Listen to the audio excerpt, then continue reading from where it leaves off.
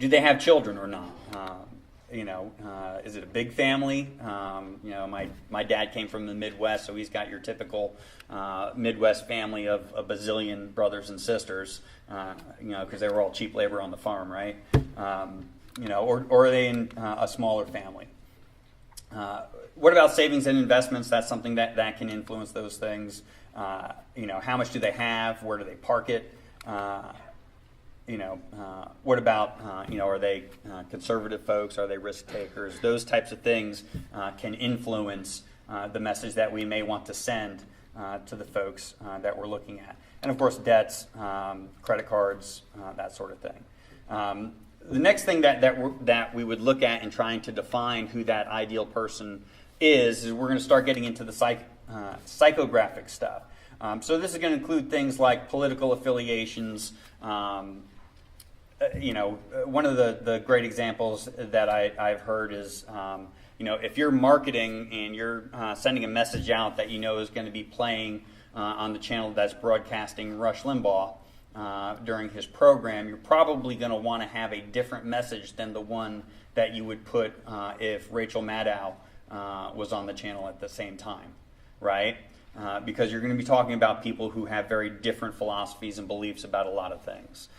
So in order to try and resonate with those folks, we want to have something that is going to resonate in terms of the language that we use, perhaps references that we make, examples that we use, etc.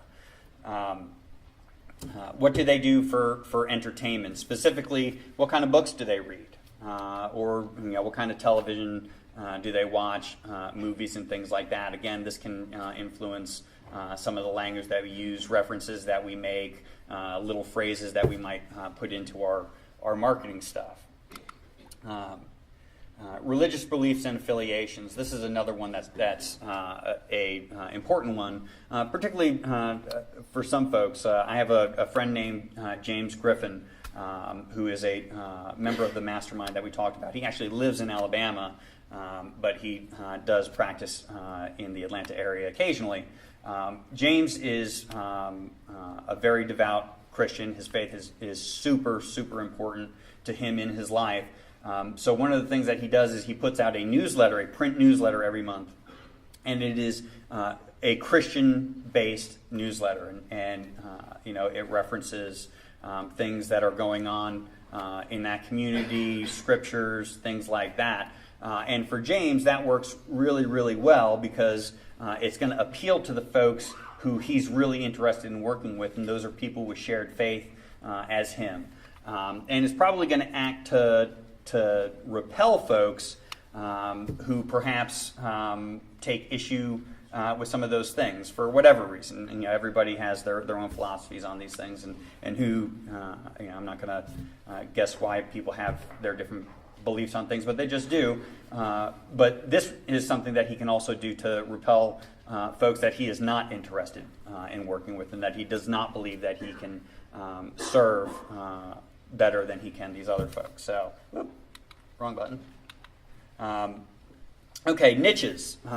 Niches have to do with jobs, vocations, and professional affiliations. Okay, so this is there's another thing called subcultures we'll deal with next, but niches deal with things like some people's target market may be dentists. That is a niche and not a subculture. People who deal with surgeons, that is a niche, not a subculture. Oral surgeons is a more narrowly defined niche, not a subculture. Subcultures have to do with recreation and those types of things. So Harley-Davidson owners is a subculture and not a niche. Backyard gardeners is a subculture, not a niche. So we want to know, do we have folks in that? Is that part of who it is that we're trying to work with when we're defining who it is that we're trying to send our message to? There is a third area, and this is called, it's a term that was coined by a guy by the name of Dave D., and he calls it psychic graphic information. And this is really where we start separating the wheat from the chaff when we're talking about our ideal clients versus our avatar clients. And it has to do with the ability for us to get inside their head. And usually it comes from asking certain questions, right? What is the problem that keeps them awake at night? Right? So that problem is likely to be different because different people buy the same things for different reasons. I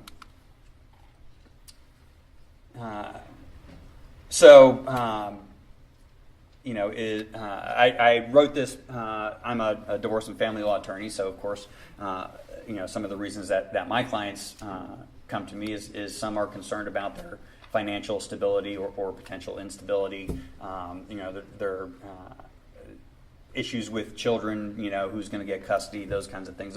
These are things that are keeping my clients awake at night. Are they going to end up homeless? Are they going to have enough income? Those kinds of things, right?